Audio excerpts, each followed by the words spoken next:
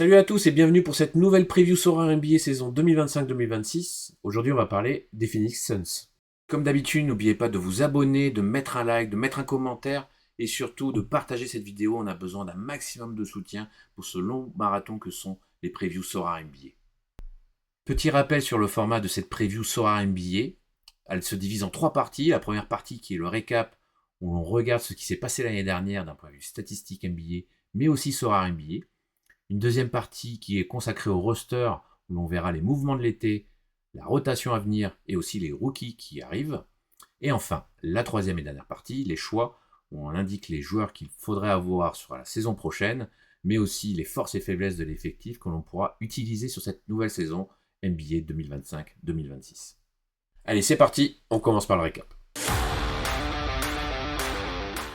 La saison des désillusions pour les Phoenix Suns qui terminent à une piteuse 11e place en dehors du playing et des playoffs, bien loin des attentes du début de la saison. Le Big Three, Bradley Beal, Kevin Durant et Devin Booker qui n'aura pas du tout fonctionné. Des tensions sur et en dehors du terrain, une rumeur de transfert de Kevin Durant au moment de la trade deadline en février. Enfin, le groupe a complètement explosé. Il était complètement déséquilibré et puis on a des stats globales d'équipes qui sont catastrophiques. 18e attaque, quand tu as Booker, Bill et Durant, c'est un scandale complètement. Et puis derrière, il n'y avait pas de défense, 22e défense de la ligue, vraiment catastrophique de A à Z, 23e net rating. C'est vraiment la déception de la saison dernière. Et je pense que c'est l'équipe qui était le plus haut placée dans la plupart des classements de début de saison qui a fini le plus bas. Vraiment une saison cauchemardesque du début jusqu'à la fin. Une déconvenue. Les mots manquent tellement on s'attendait pas à ce que cette équipe déçoive autant et n'arrive même pas à se qualifier en fait pour les playoffs. Si on regarde un peu plus dans les stats d'équipe, on voit qu'il y a quand même beaucoup de rouge pour une équipe avec 3 superstars. Euh, et encore 3 superstars en Bradley Beal avec des grosses guillemets. Les shoot à 2 points, 26e avec Durant et Booker. Enfin, c'est complètement surréaliste avec l'effectif qu'avaient les Suns d'avoir des stats aussi basses. On voit qu'au niveau du rebond, c'était catastrophique. Block, steal, enfin, turnover, c'est difficilement commentable. Vraiment, surtout en fait la stat qui marque vraiment, c'est le nombre de 2 points tentés et le pourcentage de réussite à 3 points. On est dans le dernier tiers avec les qualités offensives qu'avaient les Suns sur le papier. C'est ça fait mal aux yeux, ça pique vraiment les yeux. Il faut se mettre un peu de liquide dans les yeux pour essayer de voir correctement sur ces stats-là. Donc bon voilà, c'est une saison vraiment oubliée. Ça se tire quand même pas trop, ça s'en tire pas trop mal quand même à 3 points. Septième équipe à tenter plus, 12e en réussite, c'est quand même pas mal quoi. Mais alors après à côté, ça suit pas du tout. Et c'est quand même, on peut noter aussi 10e équipe au niveau des assists, alors qu'il n'y avait pas réellement de meneur attitré dans cet effectif des Suns. Il y a eu l'arrivée de Tyus Jones en début de saison dernière, mais finalement, ça n'a pas vraiment matché non plus. Il n'y a eu que des mauvais choix, en fait, globalement, sur cet effectif de 2024-2025. Et ça a donné la déconvenue que l'on a vue. On va essayer de ressortir des joueurs, quand même, de cette saison catastrophique des Phoenix Suns. Le premier, on va le sortir, c'est Kevin Durant, parce que en termes de classement, c'est le joueur le plus haut dans l'effectif des Suns, en finissant 17e. Il est resté quand même le leader de l'équipe, il est resté professionnel malgré les tensions qu'il y avait avec le management et les rumeurs de transfert où il n'était pas au courant avant la trade deadline. Toujours un super joueur malgré un âge qui commence vraiment à être avancé. On commence à se poser quand même beaucoup de questions sur son leadership et tout, parce que chaque échec depuis Golden State se suivent et se ressent, entre guillemets. Mais d'un point de vue Sorare, c'est un joueur qui est encore de très très bonne qualité et qui on a encore sous la pédale une propreté toujours au shoot en attaque. Donc bon, voilà, c'est un joueur qui score sur Sorare, c'est vraiment un joueur toujours aussi intéressant. En termes de promesses, un rookie, Ryan Dunn qui est en 303e position des joueurs du classement des joueurs Sorare. C'est une des rares surprises, une des rares choses qu'on retient de cette saison des Suns de façon positive. Il a réussi à prendre régulièrement un poste dans le 5 de départ. Et il a pu montrer en fait une variété, que ce soit d'un point de vue défensif et aussi quelques qualités offensives. Chose qu'il doit améliorer côté offensif. Mais vraiment une bonne pioche en termes de rookie, en termes d'engagement et en termes de défense dans cet effectif des Phoenix Suns. Et enfin la déception. Bon, bah, on va enfoncer des portes ouvertes. Bradley Beal, 97e joueur Sora, quelques fulgurances, mais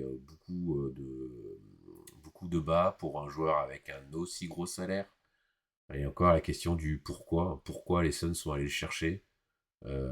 Washington doit encore boire beaucoup de verre en sa gloire au moment du transfert de Phoenix. C'était miraculeux que Phoenix vienne toper à la porte de Washington pour le récupérer. Et bah, de facto, le joueur a des qualités basket, mais en fait, là, sur le projet des Phoenix Suns, ça n'a pas du tout marché. C'était un cauchemar pour les possesseurs de cette carte parce que c'était quasiment inutilisable sur toute la saison. Au niveau de l'équipe, bah, c'est pas un mieux. Hein. On est quand même là aussi loin des standards d'une équipe qui espérait un top 6 dans la conférence Ouest. 17e équipe à marquer des points dans ce soir. C'est vraiment catastrophique quand on voit les noms qu'il y avait quand même dans cet effectif.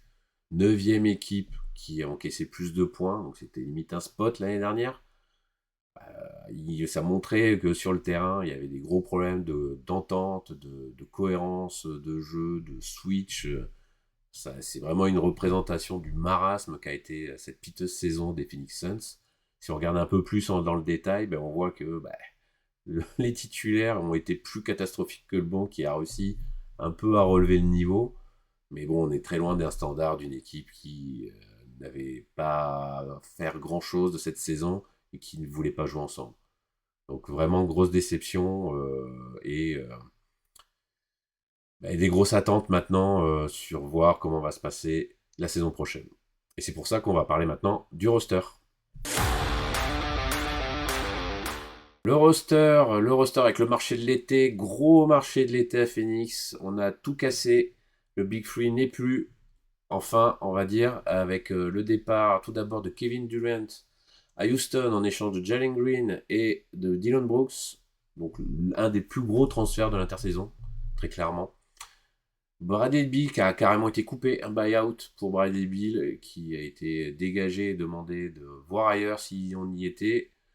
Donc ça va être une grosse masse salariale qui va traîner encore quelques années dans le cap de Phoenix. Mais bon, c'était la bonne décision avec toutes les impératifs de contrat qu'avait Bradley Beal entre la somme et sa clause de non-trade, de refus selon les équipes qui demandaient son transfert. Donc enfin débarrassé, on va dire, d'un point de vue joueur. Après, bon, sur les finances, ça va durer pendant quelques années encore l'impact du contrat qu'il avait. Un des pires moves qui va rester longtemps dans les annales niveau NBA. Après, on a aussi en départ avec Tyus Jones. Tyus Jones à la main, c'est un projet qui n'a pas fonctionné. On avait beaucoup d'espoir la saison dernière que ça fonctionne, mais finalement, ça n'a pas du tout fait. Cody Martin qui a fait un peu de rotation, qui a fait des bouts de match, mais voilà, c'est pas très très important. Et puis après, arrivé aussi de Mark Williams. Donc les Suns refont la raquette des Hornets. C'était pas fou à Charlotte, donc qu'est-ce que ça va donner à Phoenix? Spoiler, pas des masses, on a l'impression quand même. Et puis après l'ajout d'Isaiah Livers et Nigel Hayes Davis, c'est vraiment des petits ajouts vraiment complémentaires de rotation. Donc gros marché avec beaucoup de joueurs qui partent, un downgrade qui semble évident sur le papier, donc vraiment l'équipe qui s'affaiblit. Maintenant on va voir ce que va donner la suite. Les rookies, et oui, malgré toutes les erreurs et tous les tours de draft dilapidés dans les nombreux transferts des Suns cette saison dernière, les Suns ont réussi quand même à avoir quelques tours de draft cette année. Donc le premier tour de draft, c'est Kaman Maluak, c'est un pivot du Sud-Soudan. 10e choix, il est comparé d'après les scouts à Derek Lively 2. Alors c'est un très jeune joueur, 18 ans, qui a une énorme envergure et une taille supérieure à 2m16. Il a vraiment de très belles qualités athlétiques. Ces qualités-là, ça lui permettent en fait d'être très fort sur la finition près du panier et de pouvoir défendre correctement, voire très bien, le périmètre et les abords du panier.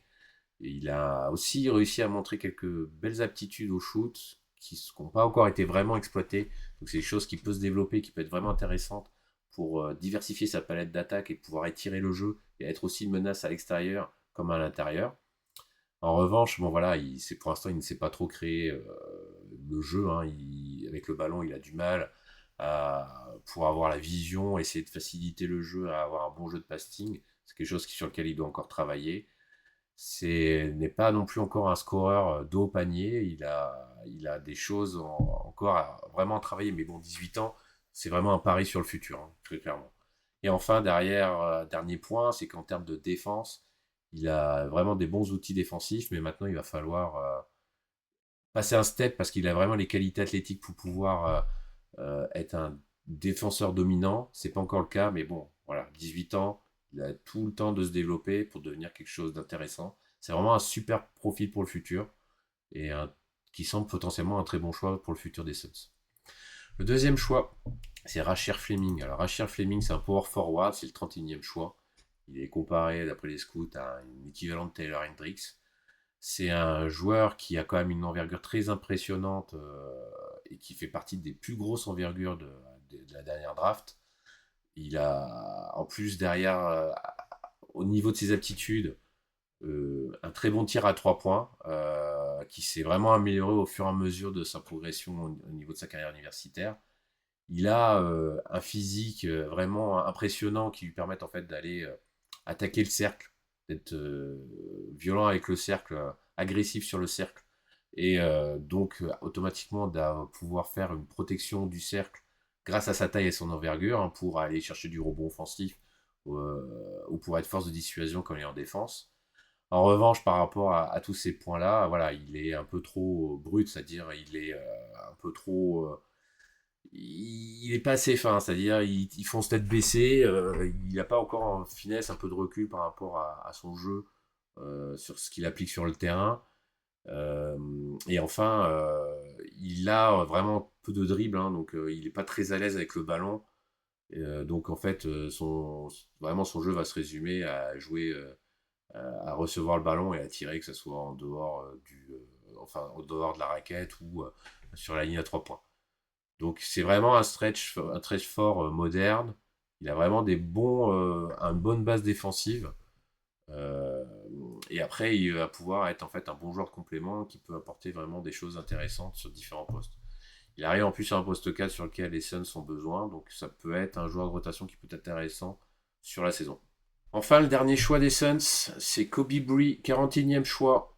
Alors, il est comparé à Duncan Robinson. C'est un pur shooter, un excellent tireur. On a vu que les Suns ont besoin de ça. Ça peut être surtout en sortie de banc. Donc, ça peut être un joueur qui peut vite tirer son épingle du jeu.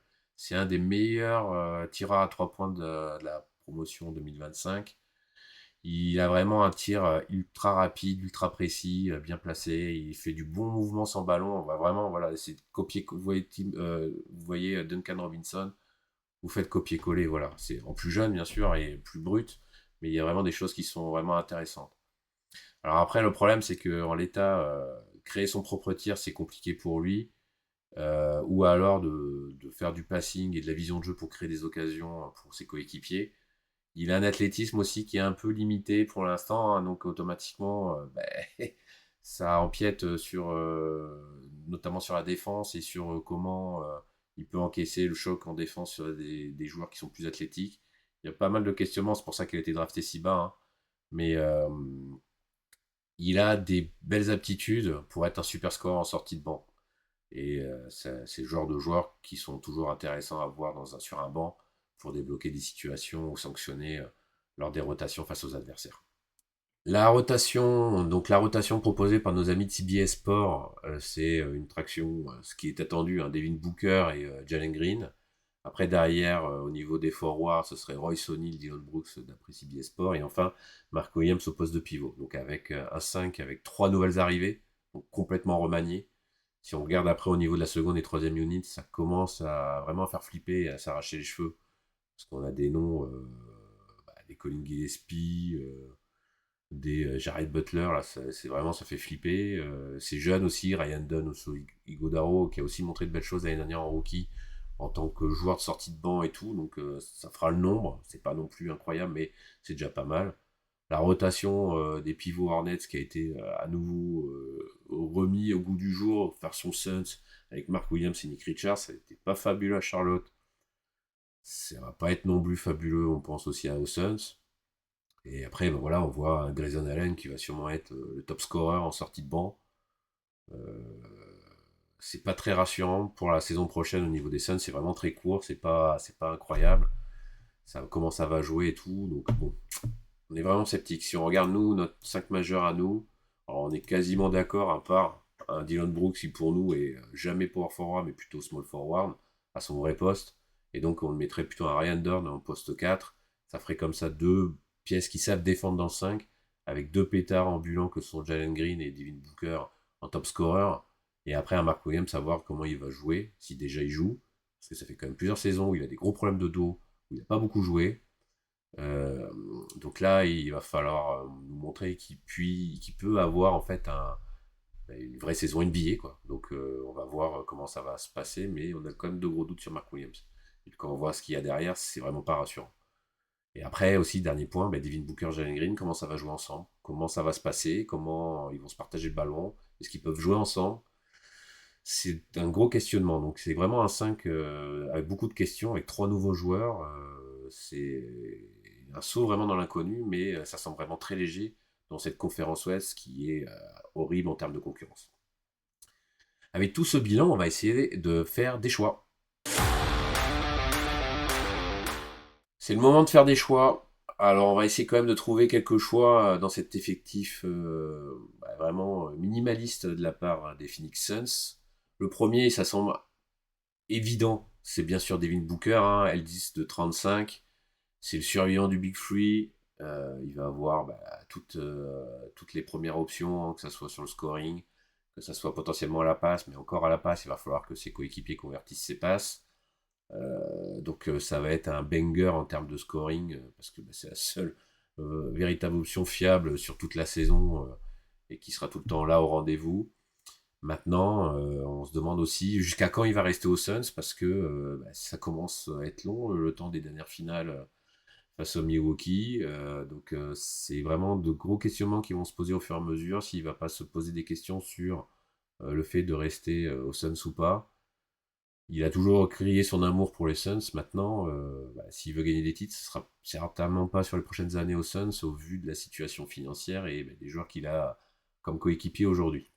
Le deuxième choix, c'est Jalen Green. Donc Jalen Green, qui nous a montré des choses incroyables à Houston, mais surtout une irrégularité à rendre malade, parce qu'il pouvait nous péter un 60, faire 3-4 matchs, et puis après redescendre à 15-20.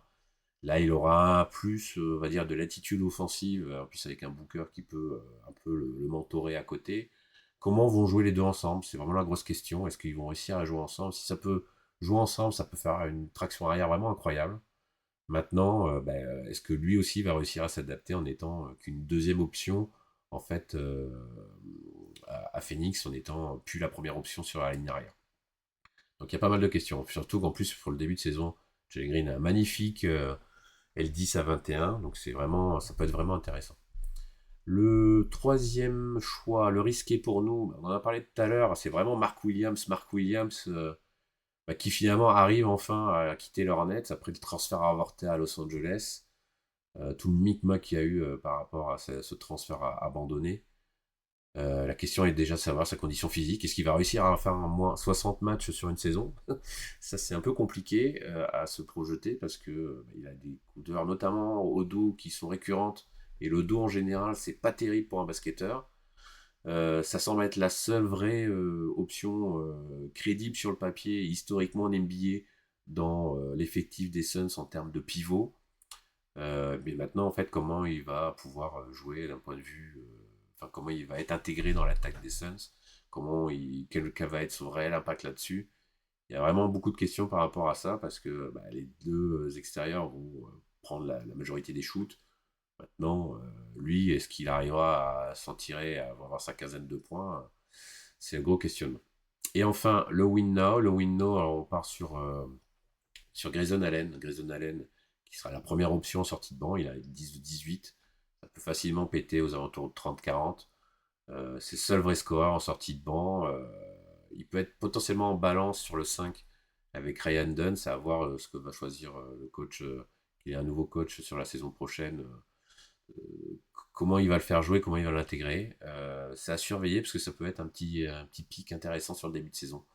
Parce que les 10 ou 18 pour une personne qui peut faire du 50, c'est vraiment top. Il va avoir du gros temps de jeu parce que, comme on l'a dit, c'est la seule vraie gâchette, le seul vrai scoreur en sortie de banc. Si on regarde d'un point de vue global au niveau de l'équipe des Suns, ben voilà, comme on disait, hein, Devin Booker seul au monde. C'est le seul méga joueur avec quelques lieutenants à côté et encore, les lieutenants, c'est pas non plus la folie.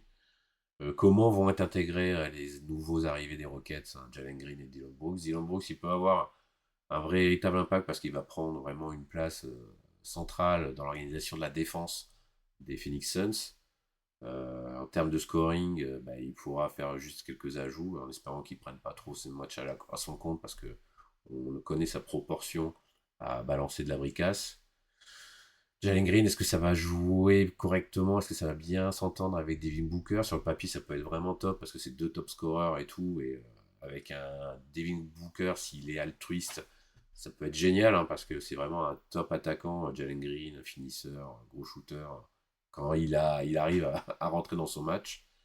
Et puis après, l'autre question aussi côté Phoenix, ça va être quels vont être les leaders en sortie de banc. Alors, est-ce que Oso Ighodaro peut sortir ça de sa poche pour essayer de faire des choses intéressantes en sortie de banc. On pense aussi à un Royce O'Neal aussi, qui peut faire des choses quand même intéressantes. Et jusqu'à quand il est au Suns, lui aussi. On parlait bien évidemment de Grayson Allen qui semble être le seul shooter sur le banc des Suns. Donc il y a des choses intéressantes qu'il va falloir surveiller parce qu'il y a tellement de nouveautés qu'il y a beaucoup de questionnements autour de cette équipe des Suns. Alors par contre, si on affronte les Suns, bah, la rotation, on l'a vu, elle est ultra courte. Hein. Donc ça va être vite un carnage pour les équipes qui vont jouer contre elles. S'il y a de la faiblesse partout en défense, hein, il y a peut-être un Dillon Brooks qui essaiera peut-être de pallier ce qu'il peut à son poste, mais franchement, ça va être une des pires défenses de la ligue, très clairement. Et donc ça va être un spot qu'on va tout de suite cocher dès qu'on peut et qu'on va viser comme match-up sur une Game Week. Cette preview sur les Phoenix Suns c'est maintenant fini. On espère qu'elle vous a plu. N'hésitez pas à mettre un pouce, à commenter, à partager. On a besoin de force pour ce long marathon des previews Sora NBA saison 2025-2026. On se retrouve demain pour une autre preview. Allez, tchuss!